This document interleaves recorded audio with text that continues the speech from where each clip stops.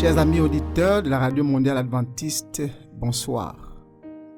Ce soir, vous êtes une fois de plus les bienvenus. Radio Mondiale Adventiste, station de Libreville, de la diffusion au baptême, nous continuons avec nos 10 jours de prière. Et aujourd'hui, nous en sommes au 5e. Le thème général pour ces 10 jours de prière, en quête d'un réveil spirituel. Et le verset central se trouve dans le livre de Zacharie, au chapitre 4, le verset 6. Ce texte nous dit ce qui suit. Ce n'est ni par la puissance, ni par la force, mais par mon esprit, dit l'Éternel des armées. Nous vous avons demandé de prendre note des noms de 7 personnes pour lesquelles, ensemble, nous allons prier pendant ces 10 jours de prière. Et nous vous prions de ne pas oublier et de vous souvenir toujours de ces personnes, de prier même en dehors des moments de ce programme. Le sous-thème pour ce soir, c'est spirituel ou charnel. Quelle est la différence?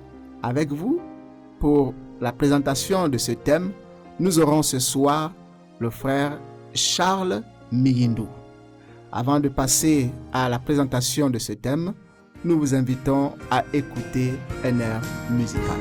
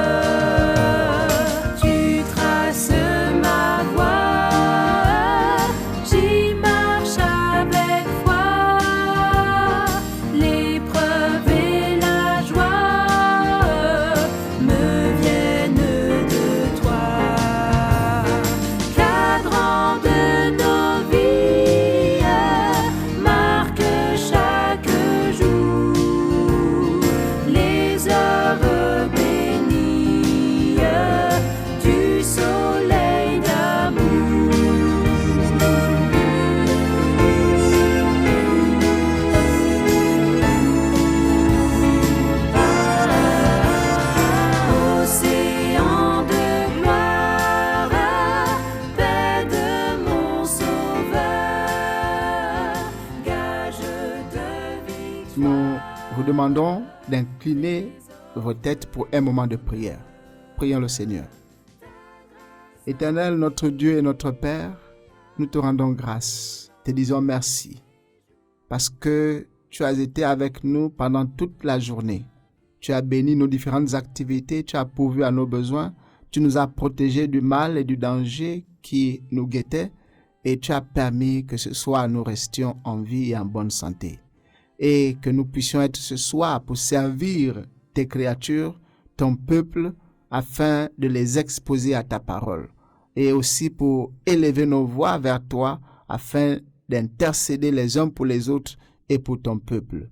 À cet effet, nous te supplions au nom tout-puissant de Jésus-Christ de pardonner nos iniquités, de nous accorder ton Esprit Saint et de permettre que lui seul conduise ces moments, qu'il inspire chacun d'entre nous. Au nom de Jésus-Christ. Amen. Frère Charles Miyindou, bonsoir. Bonsoir, pasteur. Bienvenue sur ce plateau. Merci. Avec vous, nous continuons donc notre thème en quête d'un réveil spirituel. Et ce soir, nous voulons parler d'un thème crucial, spirituel ou charnel? Quelle est la différence?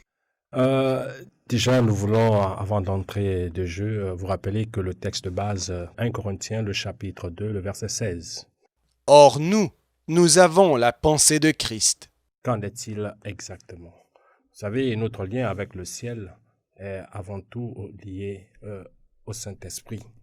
Et avant de définir les chrétiens spirituels et charnels, nous devons nous rappeler que nous ne parlons pas de pécheurs et de non-pécheurs. Tous, qu'ils soient spirituels ou charnels, sont des pécheurs qui ont besoin d'un sauveur. Notre seule justice vient de lui. Au contraire, le critère d'inclusion dans l'un ou l'autre groupe est notre relation personnelle avec le Saint-Esprit. Dieu déclare que nous ne pouvons pas rompre notre relation avec le Saint-Esprit sans endommager notre lien avec le ciel. Le livre de Matthieu, le chapitre 12, verset 32, en fait foi.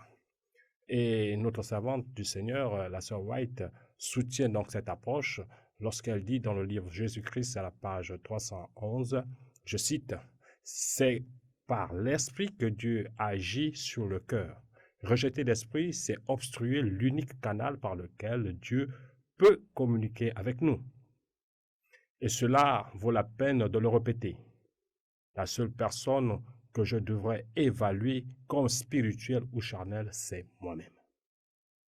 Dieu peut agir dans d'autres cœurs et n'a pas besoin de moi pour coller des étiquettes sur les autres membres de l'Église.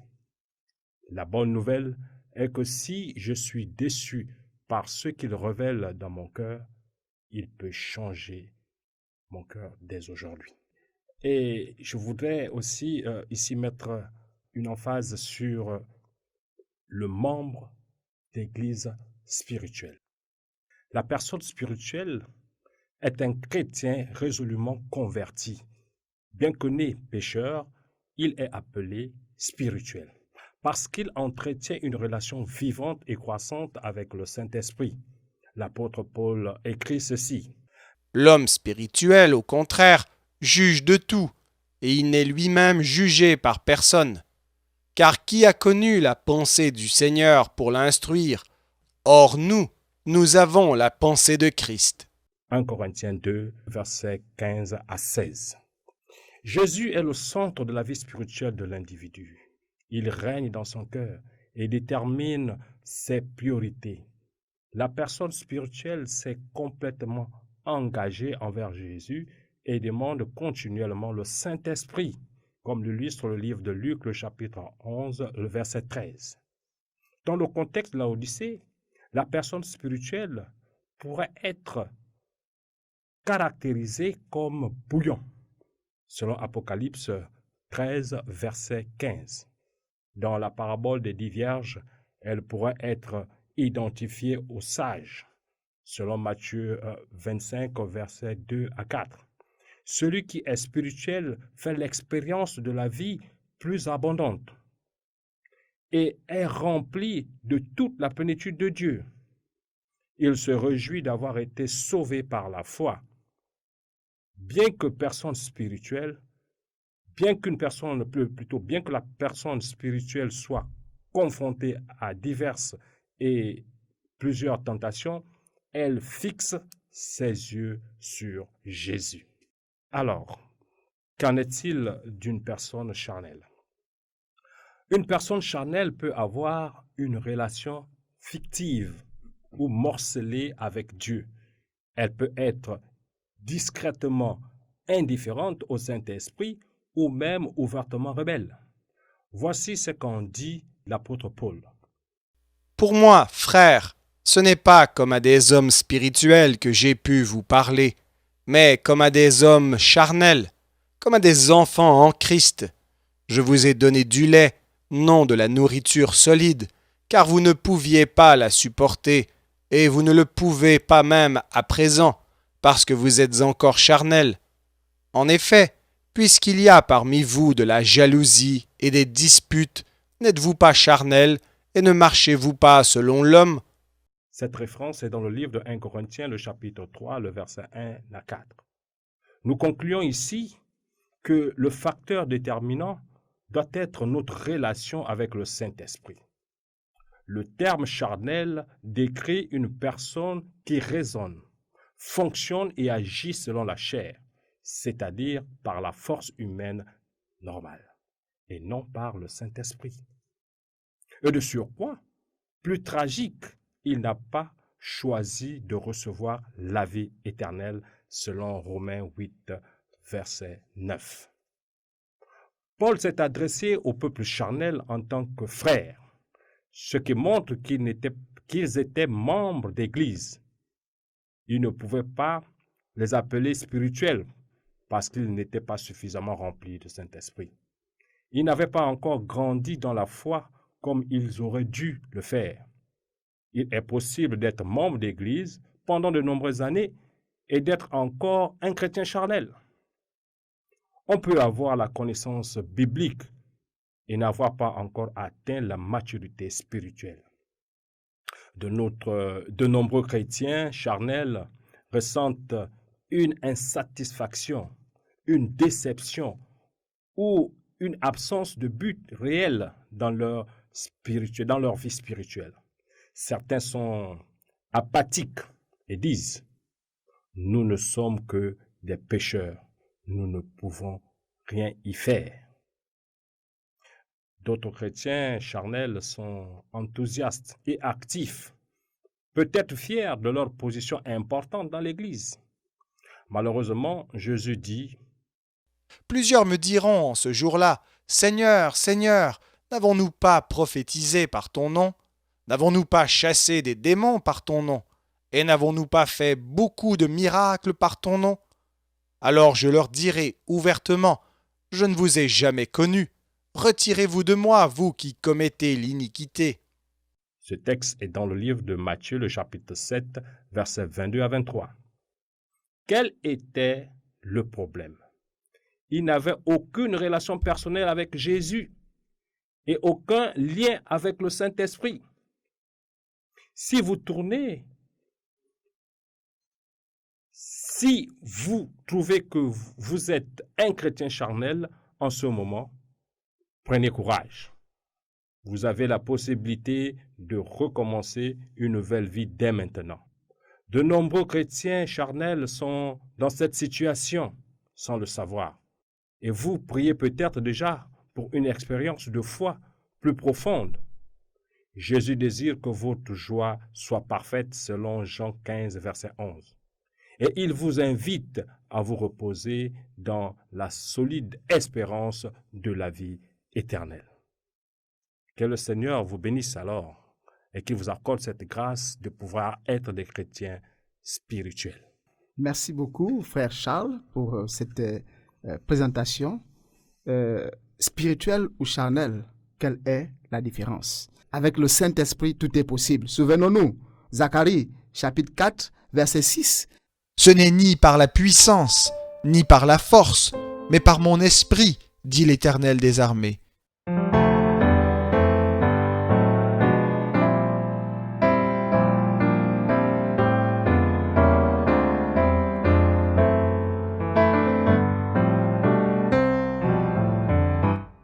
Jésus, mon espérance, Jésus, mon seul trésor, je mets ma confiance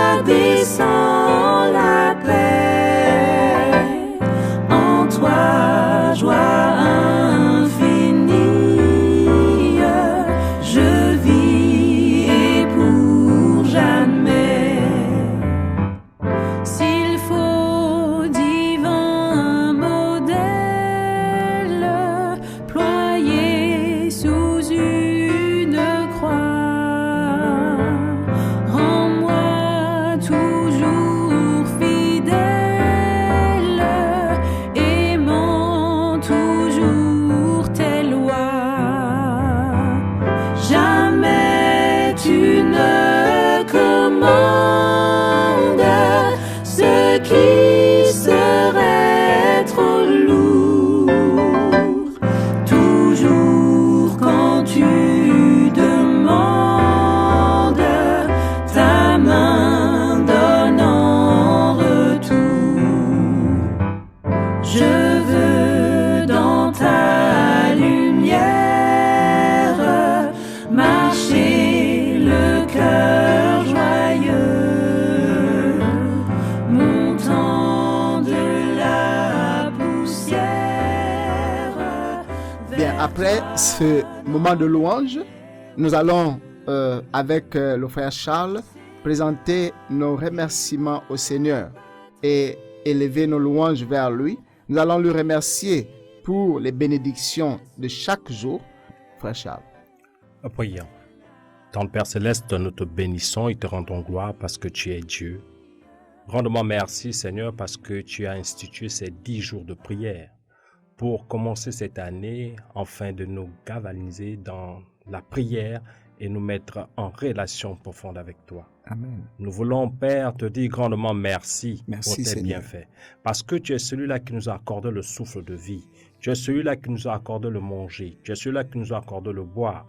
Nous voulons te louer du haut des cieux où tu te trouves parce que tu es celui-là qui ne cesse de pouvoir prendre soin de nous chaque jour. Amen. Et nous voulons, Seigneur, te dire grandement merci encore, Seigneur. Seigneur, parce que la santé est celle-là qui est ton partage pour nous, Seigneur. Sans elle, nous ne pouvons pas nous retrouver là où nous sommes en ce moment, Seigneur. Grandement merci, Père, parce que tu as permis aussi que nous arrivons ici en toute sécurité et en toute quiétude. Merci, Alors Seigneur. que nous avons traité de ce sujet, Seigneur, nous voulons te dire grandement merci parce que nous croyons qu'il a touché les cœurs de plus d'un. Et nous voulons grandement encore t'élever parce que tu es Dieu. Sois loué du haut des cieux où tu es. C'est au nom de Jésus-Christ que nous venons de prier. Amen. Amen. À présent, nous voulons avoir une session de prière pour intercéder en faveur de notre Église. Prions pour demander à Dieu de bénir chaque effort que l'Église fournit à travers ses membres, à travers ses dirigeants au niveau local, au niveau régional et au niveau mondial. Prions pour les défis de l'Église, prions pour la mission de l'Église, prions que l'Église soit une Église triomphante, une Église vainqueur, une Église qui conduit les âmes vers la vie éternelle. Une Église qui soit un instrument pour éclairer la nation, pour proclamer la vérité. Prions ensemble. Éternel, notre Dieu et notre Père, une fois de plus, nous voulons te dire merci parce que tu as vu que nous étions dans les ténèbres, plongés dans la perdition et tu nous as appelés de cette perdition, de ces ténèbres pour nous conduire à ton admirable lumière. Et tu as fait de nous tes enfants, nés non selon la chair, mais selon ta volonté, selon ton esprit. Et tu as fait de nous les membres du corps de Jésus-Christ. Et chaque jour, tu fais de nous tes instruments pour éclairer le monde, pour proclamer la vérité. Bénis donc tous les efforts fournis et consentis dans ce sens au nom de Jésus-Christ Tout-Puissant. Par les membres de l'Église, par les dirigeants et inspire-leur davantage des méthodes pour accomplir la mission que tu as assignée à ton Église, de faire de toutes les nations des disciples en les baptisant au nom du Père, du Fils et du Saint-Esprit, et à enseigner à chacun d'entre eux ce que tu nous as transmis. S'il te plaît, Père, permets que par ta grâce divine, tous les défis auxquels nous faisons face, nous puissions avoir la victoire sur ces défis au nom de Jésus-Christ. Permets que tous les projets qui sont les nôtres voient leur réalisation, car à toi appartiennent l'or et l'argent. Permets que ton Église soit ton instrument dans nos pays, dans notre nation, le Gabon, pour éclairer la nation, pour proclamer la vérité, pour que par ta grâce, il y ait l'équité, qu'il y ait la justice, qu'il y ait l'amour, qu'il y ait la paix, qu'il y ait la joie et qu'il y ait l'harmonie. Et qu'à chaque fois que les autorités prennent les décisions, que ton esprit les inspire pour le bien-être de ce peuple. Merci de faire de ton Église ton instrument au nom du Seigneur Jésus-Christ. Amen. Cette fois-ci, nous allons demander au frère Charles de prier en faveur de nos différentes requêtes personnels. Et pendant ce temps, vous allez prier aussi à domicile pour vos besoins personnels, pour les besoins des membres de vos familles, les besoins des membres de l'Église, les besoins de nos voisins autour de nous, que le Seigneur puisse intervenir afin de combler ces besoins, afin de pourvoir à ces besoins, afin de leur accorder sa protection divine, afin de les arracher des pièges de l'ennemi et de les amener comme nous à son admirable lumière. Prions avec le frère Charles. Éternel Dieu, nous venons à toi encore ce soir, Seigneur, te présenter tes enfants à travers le monde. Nous voulons te présenter tous ces membres d'Église qui ont des difficultés que toi seul connais et que toi seul as la solution. Nous voulons donc que tu puisses, au nom de ton Fils Jésus-Christ, venir ici, les bénir d'une façon spéciale, afin que leurs besoins, qui vont dans le sens de te louer, Seigneur, puissent trouver une solution. Amen. Nous voulons, Seigneur, donc te présenter tous ces membres qui sont au chômage pour certains, qui sont en quête d'un emploi, Seigneur. Toi qui es le Dieu qui a institué le travail, Seigneur, puisses-tu ouvrir les portes du travail à ses membres. Au nom de Nous Jésus-Christ. voulons aussi, Seigneur, te supplier pour ceux-là, Seigneur, qui ont des difficultés, Seigneur, dans leur vie, difficultés sur le plan social. Seigneur, que tu puisses étendre ta main, Seigneur, afin que, Seigneur, ils puissent trouver la paix du cœur, qu'ils puissent trouver, Seigneur, ce réconfort qui n'est qu'en toi, Seigneur. Amen. Nous voulons te présenter, Seigneur, tes enfants, certainement qui sont malades, qui ont besoin de santé, Seigneur. Toi qui es le Dieu El Rapha, le Dieu qui accorde la santé, Seigneur. Viens ici souffler un vent de santé à ceux-là qui sont malades au nom de Jésus-Christ. Amen. Seigneur, pour ceux-là qui sont dans des situations plus que complexes, où ils n'ont plus d'espoir, Seigneur. Toi, tu dis que tu es le Dieu de paix. Viens ici assurer la paix à ceux-là qui ont un cœur meurtri. Que tu puisses leur accorder la paix pour qu'ils soient vivants, pour qu'ils soient réellement déchargés de cette lourdeur. Permets que, Seigneur, chacun puisse trouver, selon ta propre convenance, ce qu'il le faut, et que chacun puisse être à l'aise et s'autosuffire avec ce que tu lui donnes. Amen. Nous voulons aussi, Seigneur, te présenter nos différentes familles, Seigneur, où parfois les querelles sont fréquentes, où parfois les divisions sont fréquentes, Seigneur. Alors que tu es le Dieu de l'unité, Seigneur, tel que tu es avec le Père, le Fils et le Saint-Esprit. Viens ici souffler cette union dans chacune de nos familles au nom de Jésus-Christ, Amen. Seigneur. Viens faire disparaître tout ce qui ne te glorifie pas, Seigneur, dans nos différentes familles. Nous voulons aussi, Seigneur, que tu aies un regard particulier, Seigneur, sur ceux-là qui sont nos voisins. Parce que nombreux d'entre eux ont aussi le besoin de te connaître. Malheureusement, les possibilités ne se présentent pas à leur face, Seigneur. Nous voulons maintenant, Seigneur, que tu puisses permettre à ceux que, Seigneur, le moyen le plus sûr de te connaître puisse être ouvert dans leur cœur, afin qu'ils puissent découvrir qui tu es véritablement, Seigneur. Amen. Visite nos voisins, visite-les, Seigneur, et permets qu'ils puissent connaître véritablement qui tu es, Seigneur. Alors, utilise tes instruments que tu as déjà choisi pour qu'ils aillent vers ces personnes, Seigneur, pour qu'ils reçoivent aussi, Seigneur, de ta part ce que tu as prévu pour eux. Oh Seigneur, tu es le Dieu juste et bon pour tous ceux-là qui te glorifient. Tu es le Dieu juste et bon pour tous ceux-là qui s'accordent à toi, Seigneur. Tu es le Dieu juste et bon pour tous ceux-là qui s'accrochent à toi, quelles que soient les difficultés, Seigneur. Malgré toutes les difficultés par lesquelles nous pouvons passer, Seigneur, nous pensons que tu es toujours présent avec nous, Seigneur. C'est pour cela, Seigneur, que nous te présentons toutes ces requêtes, afin que toi seul, Seigneur, qui as la solution au problème, puisse nous accorder donc cette solution. Sois exalté du haut des cieux où je te trouve.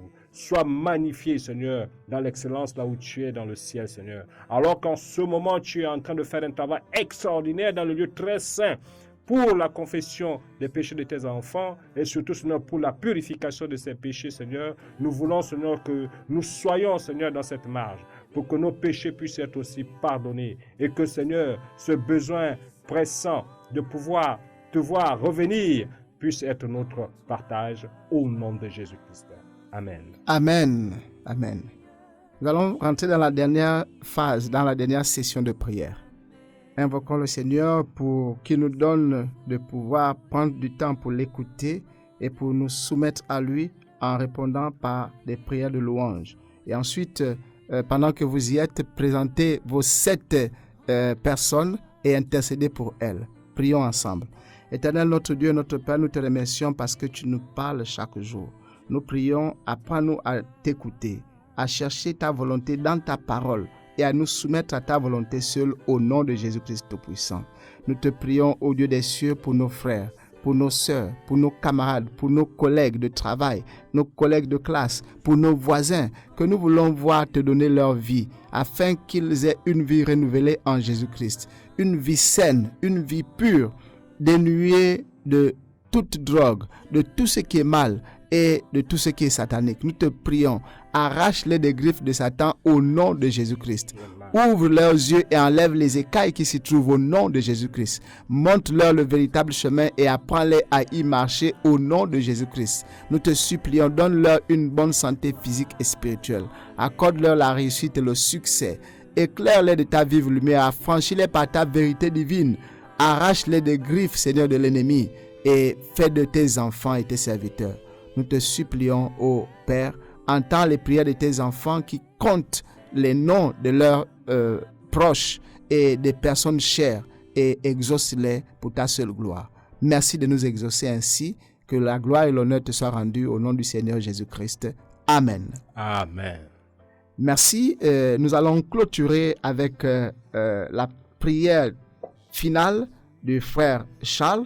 J'aimerais tout simplement nous rappeler que nous sommes dans nos 10 jours de prière avec le thème « En quête d'un réveil spirituel ». Ce soir, nous avons étudié charnel, spirituel ou charnel. Quelle est la différence? Et demain, nous aurons un autre thème. Que le Seigneur vous conduise. Continuez d'intercéder pour les 7 personnes que vous voulez voir donner leur vie à Jésus-Christ. Et nous allons nous retrouver demain par la grâce de Dieu sur la radio mondiale adventiste, station de Libreville, de la diffusion au baptême. Avec vous, la prière finale du frère Charles Mihindo. Éternel Dieu, nous te bénissons, nous te rendons encore gloire et honneur parce que tu as été celui-là qui a été avec nous pendant tous ces moments. Nous voulons te dire grandement merci, Seigneur, pour l'inspiration du Saint-Esprit que tu nous as accordé. Nous voulons te dire grandement merci parce que nous croyons que au travers du sermon de ce soir, Seigneur, tu as touché le cœur de plus d'un parmi nous, Seigneur. Alors que tu nous invites à être des chrétiens spirituels, Seigneur, nous te supplions une fois de plus, comme je le dis dans ta parole, Seigneur, de nous accorder le Saint-Esprit, sans lequel nous ne pouvons pas être véritablement des chrétiens spirituels. Nous voulons te dire encore une fois de plus et te supplier, Seigneur, d'enlever toute querelle, Seigneur, entre nous. D'enlever en nous, Seigneur, toute division, toute haine, toute envie, tout ce qui ne te glorifie pas et nous empêche d'être véritablement des chrétiens spirituels, Seigneur. Viens ici ôter cet esprit charnel qui vit en nous alors que nous n'accomplissons pas véritablement ce que tu voudrais que nous puissions faire. Nous voulons, Seigneur, que toi seul, Seigneur, qui guide ton Église, qui est au contrôle et qui est à la barque de ton Église, Seigneur, puisse nous conduire selon tes propres voies.